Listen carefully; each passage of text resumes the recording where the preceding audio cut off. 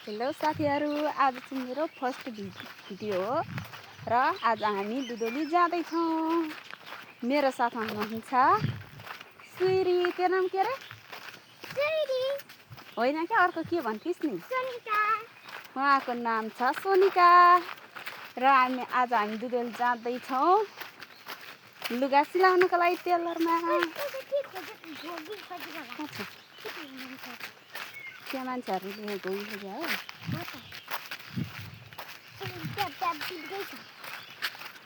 अनि सुइरी, बुवासँग कति पैसा माग्ने रे त? 150ले के खाने त?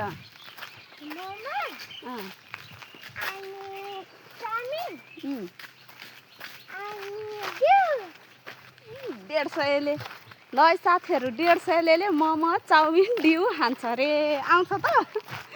आउँदैन नि? तपाईँ आफै भनिदिनु 150ले मोमो चाउमिन डिउ यसले कसरी खाँदो रहेछ।